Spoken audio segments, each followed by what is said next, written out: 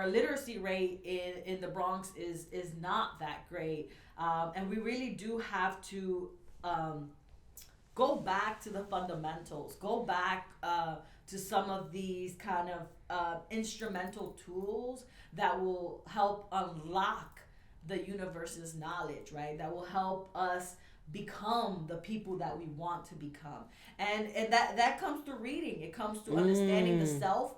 Yep. It comes through understanding the world that you are in, and reading literature allows you to connect with that.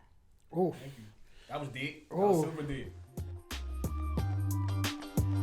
Live from the Bronx, we have a podcast and creative brand that celebrates creatives and change makers of color. I'm your boy KB. What's poppin', y'all? It's your boy Jay. And today we have a really super exciting episode. We have a very, very special guest. We have been waiting to get her on the show for a while. She has come by request. She is amazing. You may have seen her blessing a stage anywhere in the Bronx or anywhere in the country, really. She is a scholar. She's an artist. She's a spoken word artist, even more specifically. She is a storyteller. She is a woman of the diaspora. She is culture. She is Bronx. Please join me in welcoming Haydil. Haydil, what up? What's up? Yo, I'm super excited to have you on the show. It's cold as hell outside. How are y'all both feeling? Listen, you decided to schedule this on the coldest day in the Bronx. It's Brick City outside. But I love y'all. I love Live from the Bronx, so we had to make it happen. Oh, we appreciate you being here. So, before we even get started, right, we always like to ask our guests who they are, how they identify. But I'm going to kind of like flip the script a little bit. So, one of the things that Jason didn't say is that y'all have known each other since high school. Yes. Right. So, Jason is like a jerk sometimes. What was Jason like in high school? I've been waiting to ask this question, so I just need to know before we even get into This is like a booby trap. Probably not that different, right? Yeah, I'm just curious. Listen, I'm going to say this thing, right? Jason has always been the kind of person who could do 1,000,001 things and be excellent in it, right? And just be so humble about it. We used to take the 32 bus together. Yeah. Okay, continue. I'm not gonna let you Don't be ruining this. Come on. You know, honestly, sometimes you do need some of that, confidence and bravado, right? That's part of like growing up in the Bronx, right? So, don't misinterpret it as arrogance, right? It's coming from love, but it's about representing the Bronx well. How much you paid Haydil to say that? Nothing. That's off the dome. All right. Well, it's okay. My friends love me. I love them too. You alright sometimes. All right. So Haydil, back to you. More important things, right? So for the people who might not know you, and we're gonna talk about some more of your accomplishments because you have some really specific and dope accomplishments, right? But who are you and how do you identify? Definitely. This is a hard question because it has evolved over time. I mean, if you would have asked me 10 years ago, I would have just called myself a Hispanic woman, right? But that's not who I am, right? I am Afro-Latina Caribbean woman who is also light-skinned, right? Because it's important for me to recognize my privileges. I'm a nerd poet, right? I'm an auntie, I'm a creative, I'm a storyteller. I'm a cultural worker. I'm also a program manager. So I do have that youth development program management experience. But I'm a reader. I'm an avid reader. I love to read. I love to read stories. I specifically am very interested in like oral storytelling of the African diaspora because oftentimes that is how we preserved our history, and that is a tool that is being forgotten, right? And podcasting has a beautiful way of kind of reintroducing that message to the scope, right? So you said 10 years ago you would have answered a little bit differently. Yes. These different identities, right? That you just named and you've cultivated over the last decade and over your whole life. How did you come to some of these over the last 10 years? Like, what was that journey like? Yeah, I think it was a process. It was about like losing myself and finding myself various different times in different seasons of my life as well. I think when I was in high school, I was an overachiever, right? I think everyone can attest to that. But I was also, it was the first time that I was introduced to like poetry and like wordsmithing and storytelling. And then I went off to college and really became grounded in learning my history and the history that I wasn't taught in some of these Bronx schools. So it was really about reclaiming a lot of that identity and being intentional about claiming like I am a first generation American. I come from Dominican parents, right? A father who comes from like a farming lineage, and my mother who comes from a line of merchants, right? It's important to know our history so that it can inform our future. It's like Sankofa, right? Which is why I'm like, it's serendipitous that we are in Sankofa House, because it is very much one of my core principles and values. Yeah, one of the things that really resonates with me in terms of what you're saying, right, in terms of finding your identity and unpacking and, you know, kind of deconstructing to reconstruct, right? That whole idea. And so when I was in college, I felt like that was the beginning of my journey too, right? And, you know, a lot of people have shared this on the platform. Like, I grew up in foster care, right? So the identity was even deeper for me. It's like, who am I, right? And I remember, I studied social work. I'm a social worker, right? And I remember sitting in my first class at Marist, and I'm in intro to social work, and my professor is telling us about like just introducing identity markers, right? Like generally, here are the different identities that exist, right? And I'm like, oh, okay. And it's broken down from like socioeconomic status to race, ethnicity, national origin, religion, right? Like gender, sex, it just goes on. And so I'm like, one, I never thought about all these identity markers to this level. And then two, she pushed me to really think about even what the terms Hispanic and Latino meant and why we use those to identify. And we couldn't get deep into it, so she would give me like books. She was like, hey, you can like learn more about the U.S. Census here, where they started to use those labels and what it meant, etc. And so that was like vividly when I remember intentionally thinking about these terms and what it meant and how I identified. So, and it sounds like college was kind of the beginning stages for you with that too. So like we're gonna completely go off script right now. Completely. But and Kev, I know it looks like you want to jump in on something real quick, but I just want to ask the question, like, what made you want to rediscover who you were? I think it was really difficult. I went away for school. I went to Swarthmore College in Pennsylvania. The reason I went is because it's, you know, a baby Ivy, super rigorous school, but it was a beautiful campus, right? And when I was there, the reason why I decided to go was really because of the trees. It's an arboretum. They have these massive trees. I've never seen trees like that before. You know, I'm coming from the Bronx.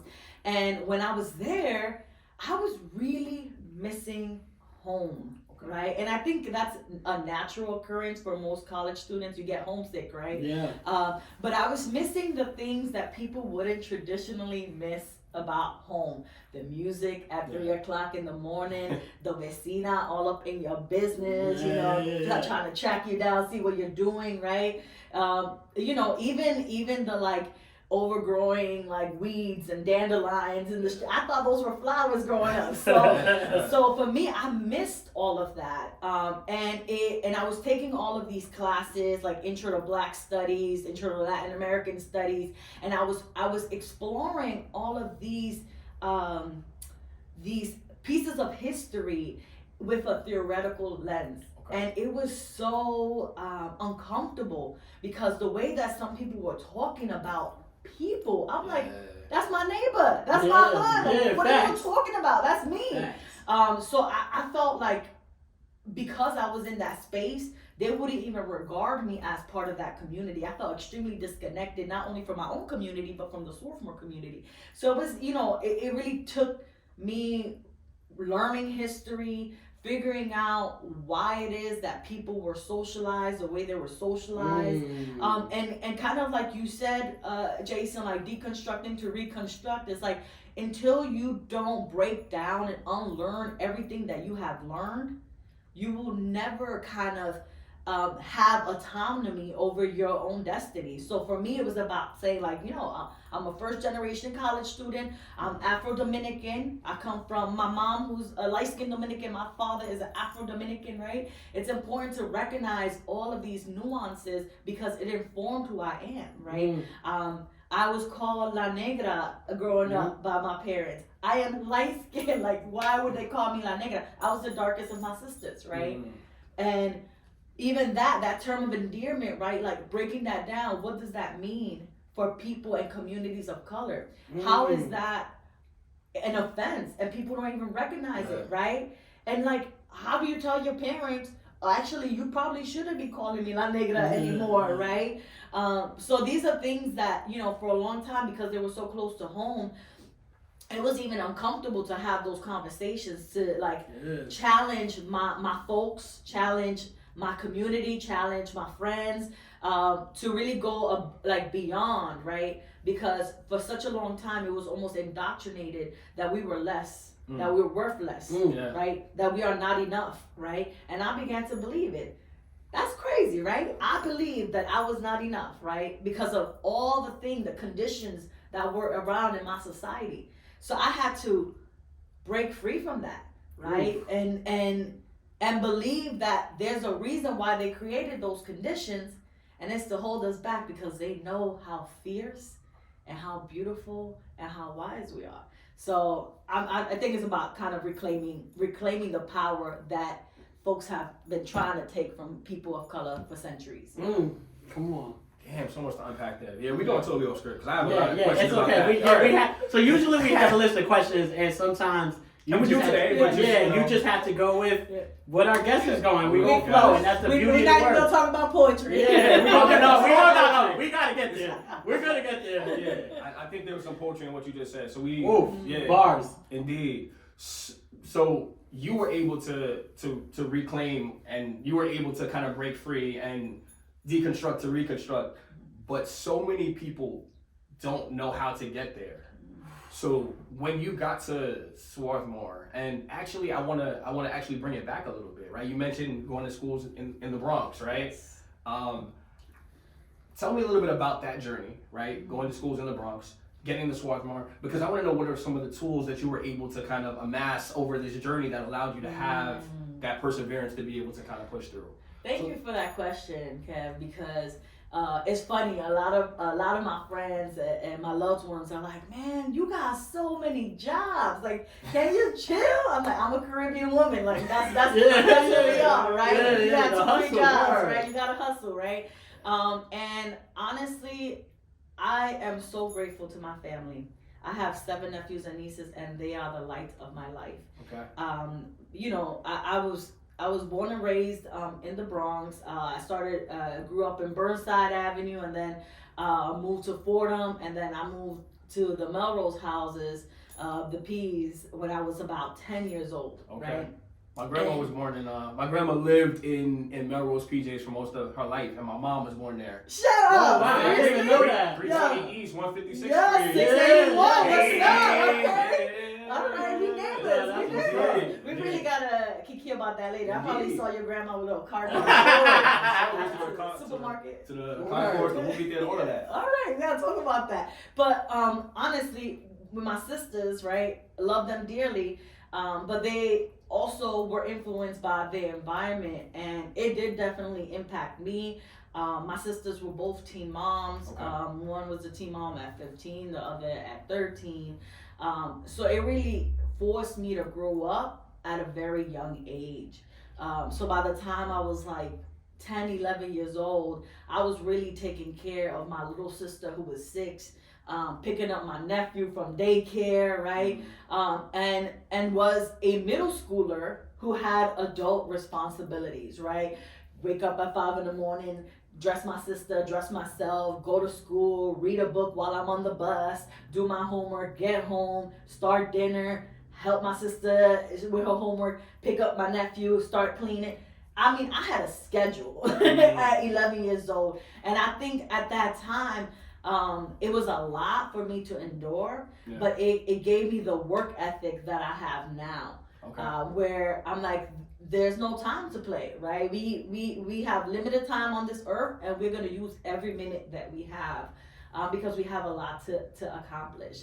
So yeah, I think that definitely shaped me. And then like, you know, um, the Bronx, like we a special kind of breed, right? Come on. We are extremely resilient people, and we were part of a high school that had just opened up, Dream Yard Prep. So we were really like the guinea pigs, right? And there was a lot of learning that took place, in that environment, but it was also a kind of environment that felt like a paradox, right? Like sometimes you could be in a space after school and be completely free and like share your poems and be vulnerable in a way that you haven't been before. And then 10 minutes later, class is dismissed and you gotta go through the concourse and you gotta like, you know, watch your back and you gotta make sure that you like not stepping on them with sneakers and then, you know, that you are kind of navigating this world intentionally, so you don't end up becoming like a sad story, right? And you know, I like to break that down a little further because a lot of people are like, oh, that's like living in fear, right? But it's really not. That was just the reality that we faced. One thing that I really didn't think I was gonna get into, you can delete this, but you know, when I was in high school, there were a lot of moments that kind of shaped who I became.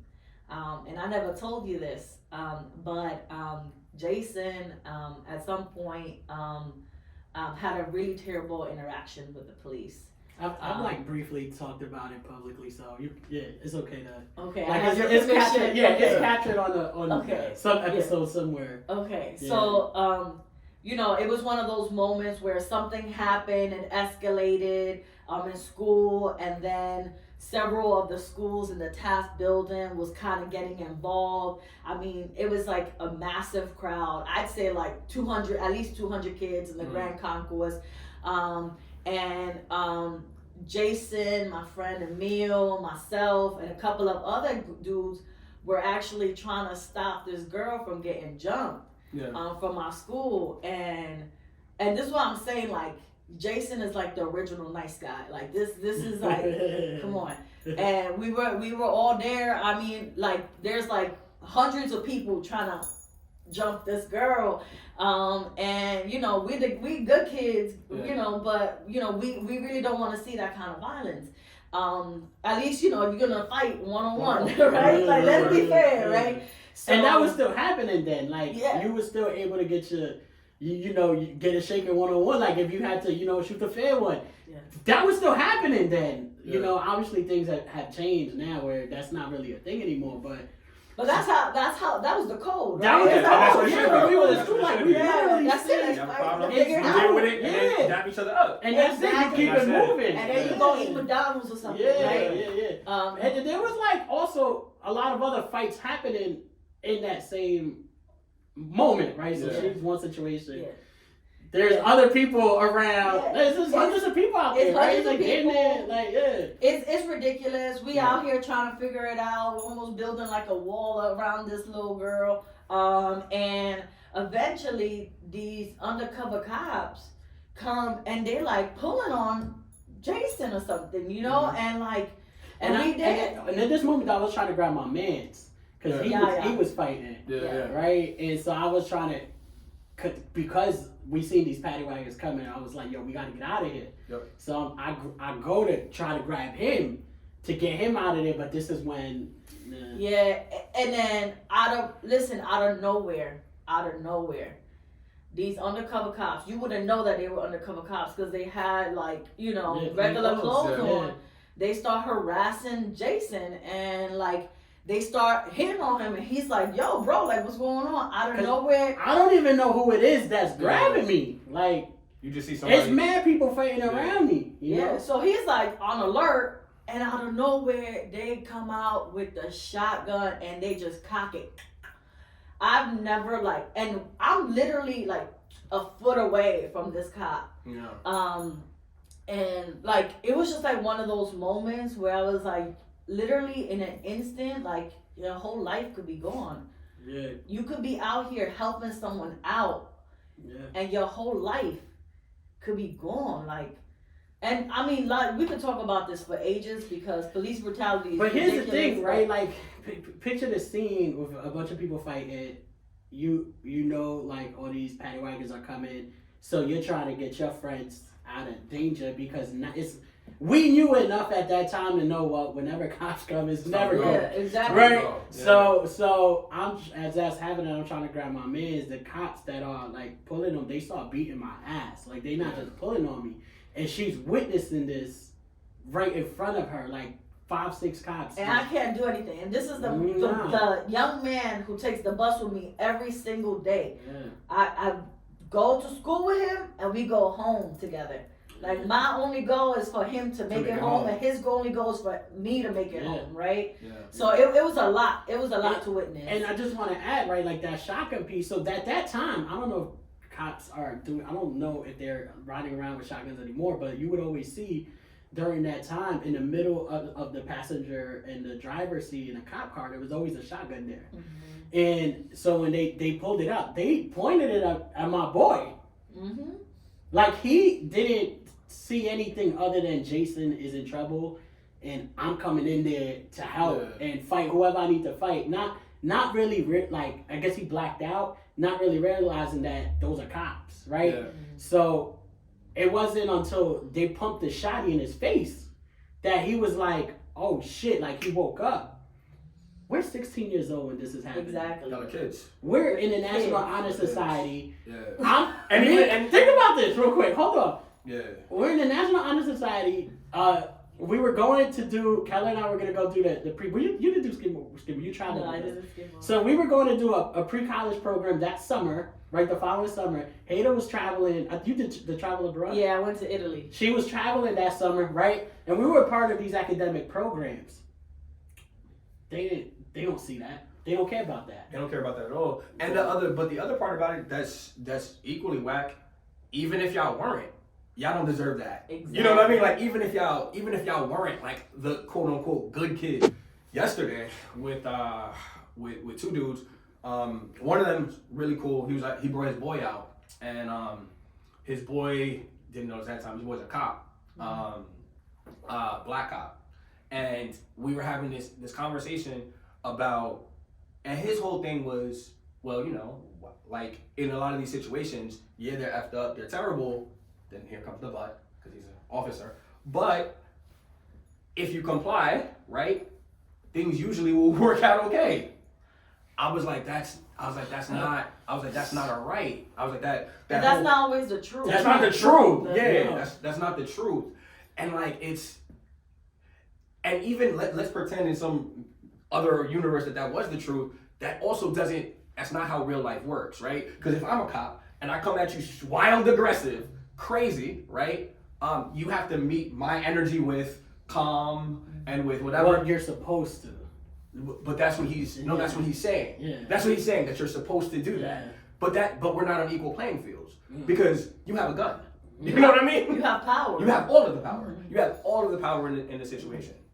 So I'm sorry if that happened to y'all. We'll definitely bring it back to you and yeah. Happened to Jason. I But mean, it I happened just to- but it witnessed, happened but to- like it happened to- really it happened to you, Jason but it and my happened- other boy, you know. But when you were starting, how you started to frame that was by talking about the influence that schools had on you, the Bronx, etc. And then you mentioned this moment. So I didn't know if there was like something there that you wanted to talk about just in terms of the influence or impact it's had on you and your upbringing and education in the Bronx, etc. No, I mean, I think what that moment forced in me was kind of this understanding that I mean, this sounds very like grim, but like our life at any point is in danger, right? So I think it's important for us to be intentional about every moment we take on, every kind of like let me take a step back. That's not what I'm trying to say. I think what's important for me to reflect on about that moment is like how it really activated something within me, to have a deeper understanding of the why, right? Why does this happen to my community and not to like the Lower East Side, right? Why is it that I can safely roam the pier, but I can't safely roam the Jackson houses, right? Yeah. And I was like, and it wasn't something that I was necessarily learning in school, but it kind of like incited within me the kind of like researcher, scholar, right? Yeah. To have a better understanding. And I will be honest, like I wasn't the best person at that time. I wasn't the biggest advocate. Like I could have advocated for Jason in many ways. I could have stepped up. And I did it, and it dawned on me for so long where I was like, man, like the moment Jason really needed me in court, I couldn't even show up because I was so scared. But you gotta think about this, right? Like, one, we don't have the language, we don't have the guidance, right? Like, even if you like the charges, right, that they pinned on me and that I pleaded guilty to, some of those I didn't even most of those I didn't commit, right? Yeah. And I didn't. All I knew was, they just put me in. They just put me in the island. So I'm like, fortunately, right? I got bailed out. I'm not built for that. Like that's not for me, right? Like, and I just went through this crazy experience. So it's like at 16, and we don't have knowledge around the law. We don't know any of these things, right? So it's like we aren't set up and prepared to take this stand, right? Like imagine a group of little 16-year-olds, right? And we going to trial against officers. Yeah, that's not. That's not a thing. So it's not set up for you. So when the day came, you know, I had a public defender, and I was like, that's another thing, a public defender. A public defender, yeah. That's all we could, you know, we could do.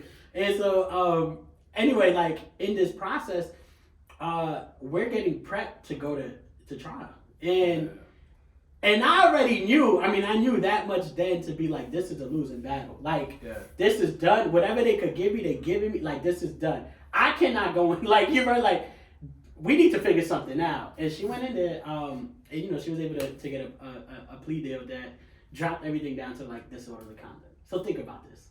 I just went through this whole process. Yeah. For something that, which I'm, you know, grateful that they dropped it down so low, but it impacted my record. Yeah. Right. It couldn't have been that significant that you dropped it down to disorderly conduct, right? Like, you know what I'm saying?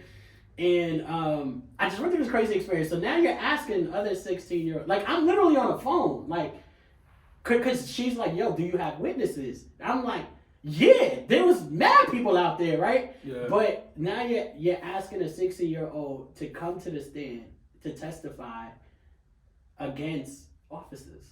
Yeah. No, and nobody wants to do that, right? But I had not like. And some of their parents might have not let them do that. I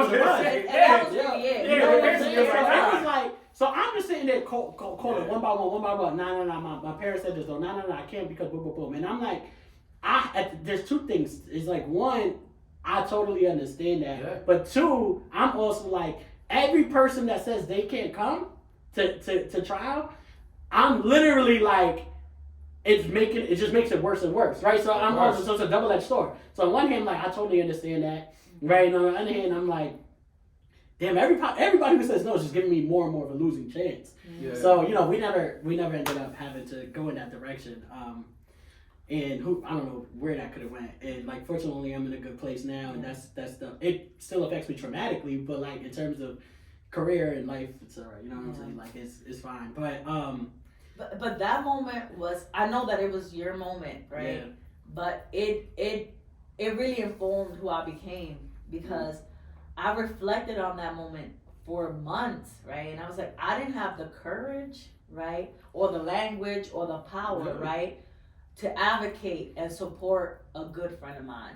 So I think since then, I've been really like focused on making sure that I have the strength, the courage, the power, right, the language to be able to get myself out of a situation like that in the future, right? God willing, it never happens again. But I think it really kind of made me understand the difference between, like, before this became a trend, right? What it means to be like an ally versus an accomplice versus a co-conspirator, right? It's like I need to be a co-conspirator at all times in order to, like, really make sure that I'm standing up for my community. And at that time, I couldn't even be an ally, right? So we grow, we are different people, but that definitely shaped who I became. I love that you were able to take that into something, learn from that moment, but also please don't be so hard on yourself. Yeah, like and that's where I was trying to go with it. So I'm an educator. You develop, like, at 16. That's what I was like at 16 to be able to know what to do in a situation like that. Because what do you do in a situation like that, right? The fact that you were even able to take that moment into something teachable and inform the rest of your life is a thing. It's a huge thing. So please don't beat yourself up. Like, that's, and once again, sorry that was, an experience that y'all had. But we here, right? And we're gonna transition and make this a little bit of a lighter conversation, right? Because honestly, right? Like, there was no intent, and sometimes the most beautiful interviews and conversations are like totally off script, just organic like this. And the thing that I think is so important, one, this is my first time hearing you like talk about this, right? And to this extent, in terms of its impact and influence, but also thinking about like how those experiences push you to become the person you are, right? Among others. And you started to talk about the Bronx, and you started to talk about the beauty in the Bronx, and like wanted to rediscover yourself when you went to sophomore. And I don't know about you, Kevin, but I know when I was growing up in the Bronx, I was always told to leave and never come back. People always like, don't come back.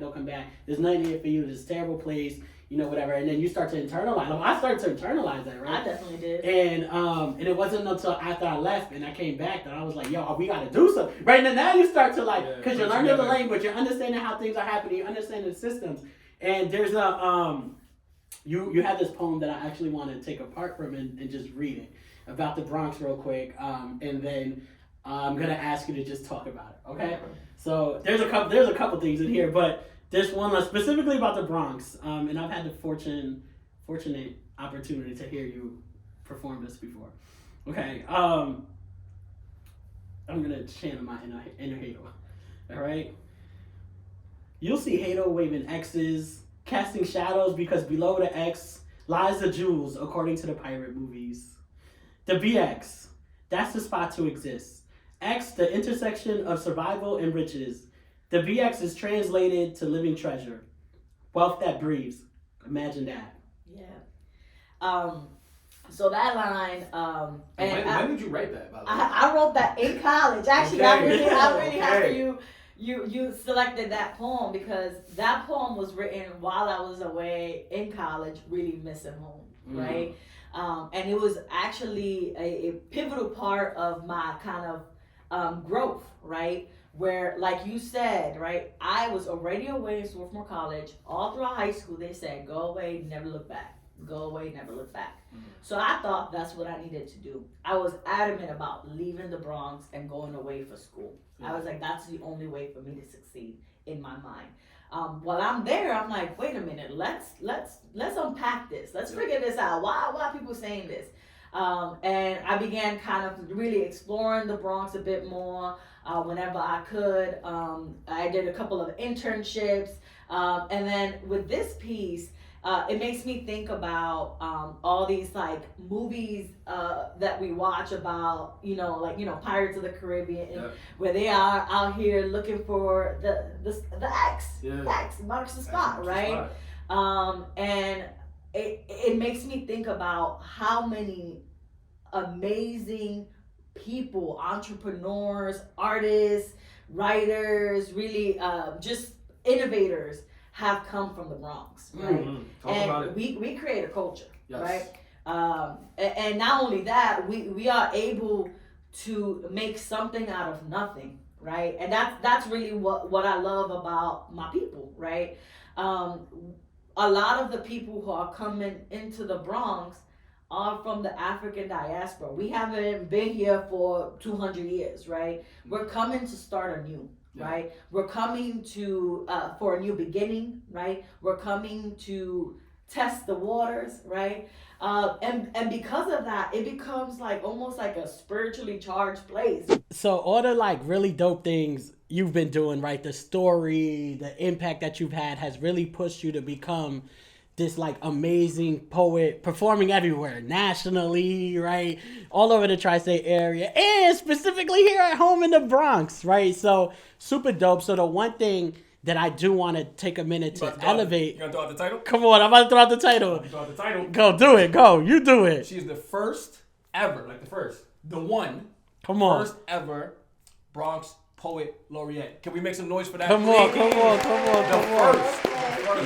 And before we even go any further, I want to take a second just to shout out a friend of all of ours, Roya Marsh, who is the creator of the first ever Bronx Poet Laureate. And she is just an amazing person, amazing performer, amazing soul. So I want to make sure we give a chance to give her flowers too. Definitely got to shout out Roya Marsh. Love you. Sarisa Fennell. The Bronx is reading.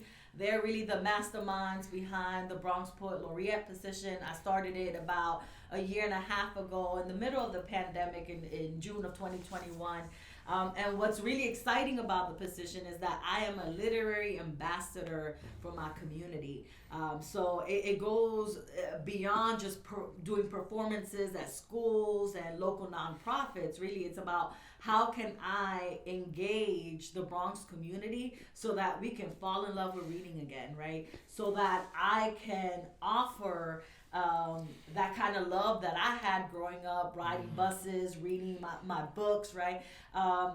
And allow people to tap into those journeys, right? Because our literacy rate in the Bronx is not that great. And we really do have to go back to the fundamentals, go back to some of these kind of instrumental tools that will help unlock the universe's knowledge, right? That will help us become the people that we want to become. And that comes through reading. It comes through understanding the self. Yep. It comes through understanding the world that you are in. And reading literature allows you to connect with that. Oh, thank you. That was deep. That was super deep. Yeah. And this is a 2-year position. How does all of that work? Yes. So actually, the Bronx Poet Laureate position, we're taking applications. The deadline was extended to February 15th. So if you are a poet, I highly recommend you apply. It's a phenomenal laureateship, and it's beyond giving back. So I have a question about young Haydil, right? How did you know when you were like nice at this, right? Did you like your friends around you? Did they tell you were good? Were there certain teachers that were like, oh, she's the one? Like, how did you know that this is something that you could turn into like a career and a life? So I always say it takes a village, right? And I'm still trying to convince myself that I have that kind of power, swag, voice, right? We see it. But I had amazing friends. Jason was in the spoken word team, spitting, love poems, and I was often writing poems about justice, and I like to think about like, okay, yes, it was my upbringing. I was listening to hip hop. I thought I was gonna be a rapper when I was in 8th grade. I was writing those lines, right? And it was all around me. But I have to give her flowers. I have to give credit where it's due. This woman has walked on the moon before. I am convinced. Aracelis Germain, she's an amazing poet, educator, mother, daughter, sister, wife. And she really shaped who I became. I can remember distinctly when she was leaving Dream Yard, that she gave me a letter, and I was really down. I was like, oh, I don't even want to write poetry anymore. I'm spitting my whole heart out. I'm getting these scores and stuff, because in the slams, you get scored for it. It felt almost like I was putting my whole heart out there, and somebody's just giving me a number. And it felt like I wasn't, I just felt like my words weren't enough. So she wrote this letter to me, and I will never forget it. It was the end of Audre Lorde's A Litany for Survival.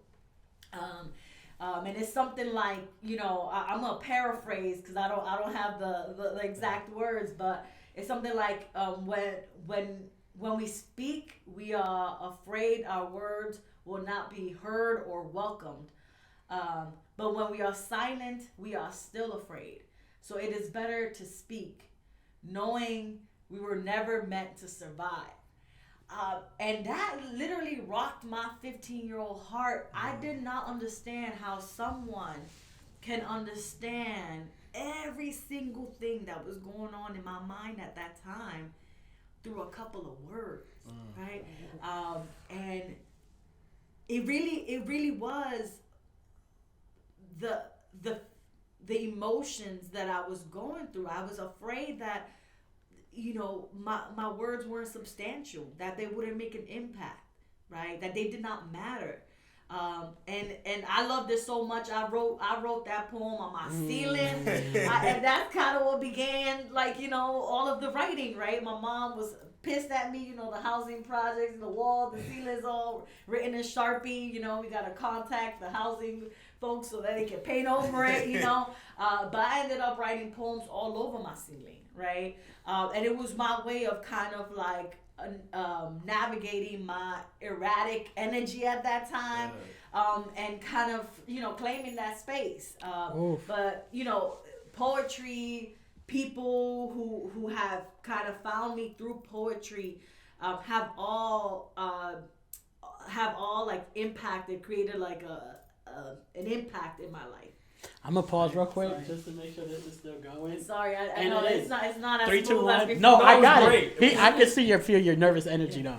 So yeah, I can see. But count us in real quick. All right, we should do it again. No, she got it. I got the next part. All right, 3. I got this right here. 2, 1. So just thinking about everything you just said, right? And I think the beauty in art, the beauty in spoken word, the beauty in any art form is the ability to express yourself, right? The very fact that Miss Girmay, right, can speak directly to your soul and say, or right through writing, right, and say something or write something that has a direct impact that will unleash this superstar, right, is everything. It's amazing. So I think that as I think about art, and I think about whether it be fashion, writing, spoken word, theater, there's so much power in art, and I fell in love with art, and I would contribute that and say that the reason for that, for me at least, is the work we was doing in DreamYard, right? And I still think about, right now I'm writing a piece on fashion, right? And I think about walking outside walking outside every day, right? And every day I get to tell a new story about my life through my art, through fashion, without having to verbally say it. And that's the power of art, right? And so, I wish we could continue this conversation and keep talking about it, but there's one piece that I really want to read real quick, just about your introduction and who you are. Shout out to the Bronx is reading, because I think they really got this right. So I want to read this. And if you go to their website, this is what they say about you. Born Haydil, daughter of diligent Dominican parents, raised in the solemn concrete of the South Bronx, a daydreamer, auntie poet, a purveyor of the forgotten dialects of the working class. Haydil's words unleashes mirages our warriors dreamed we lived. If you ever wanted to know who Haydil was, that is her. That's deep. So do we have time, or we gotta? We gotta go. No. But the one thing I do want to say though, after hearing that and thinking about your name, Haydil, and America not being able to pronounce it and changing your name, and just the power and all that, you started by talking about our ancestors, the power of reconnecting to your identity and where you come from. And one thing I want to say about you, which is listening to you, and you can't hear yourself, right? But I hear you. And as a listener, I am seeing all the connections that go back to our ancestors, right? Oral storytelling, the poetry, you embody them, and I think they're alive through your words. And I wanna give you your flowers, and I see the legacy you're gonna leave behind, and I'm excited to see where this all takes you. But there is so much power in reconnecting to who you are. And if you ever lose sight of who that is, watch this interview, listen to Haydil show up at one of her spoken word events where she is sharing parts of who she is and her identity. But, hopefully this interview leaves you with something to think about and inspires you in some way to the audience. It definitely left me with a lot to think about. You also talked about the importance of, how you spend your time, right? We're not here for forever. We're here for a limited amount of time, and you chose to kick it with us for an hour.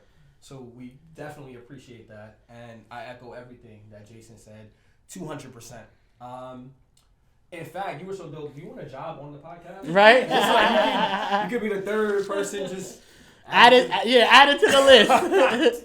But I think we do need to wrap. So if the people want to follow you, if they're not already following you, throw out your social medias and let them know what you got coming up next. Certainly. So if you want to check me out, check out HaydilHenriquez.com. That's HaydilHenriquez. You can also check me out on IG, Bronx Poet Laureate, or the Haydil Henriquez, or Hey Haydil. And I always say, I'm around. So, ask the people who are doing meaningful work in the Bronx, ask your neighbors, ask your vecinas. And I will probably be connecting, working with you, whoever's viewing this. Yeah. What are some of the things you got coming up next? Yeah, so like I mentioned earlier, I'm a woman with many roles. I wear many hats. I am currently the New York City Scholastic Awards manager at the Alliance for Young Artists and Writers. Yeah. I am a teaching artist at the Brooklyn Academy of Music. I'm the College and Career Pathways instructor. I am the board chair at the Literary Freedom Project. Please check them out. They're doing amazing work throughout the Bronx. I'm finishing out my Bronx Poet Laureateship. It ends in June of 2023. And I'm currently working on my poetry collection and a young children's book as well. So, a lot of things in the works. Collaborate with me. Check me out. And I'm hoping to build an amazing legacy. And apparently she does not sleep. And I'm also going to need an autographed copy of that book, by the way. All right, cool. And Jay, since you're making us wrap up, because I don't want to. Yeah. I'm also decided we're going to be friends. So that's Yeah. good. Great. So Jay, throw out our social media Yes. if you want to follow us. Please follow us on Instagram at Live from the Bronx. You can follow us on Twitter at Live from the BX. Hit us on Facebook at Live from the Bronx as well.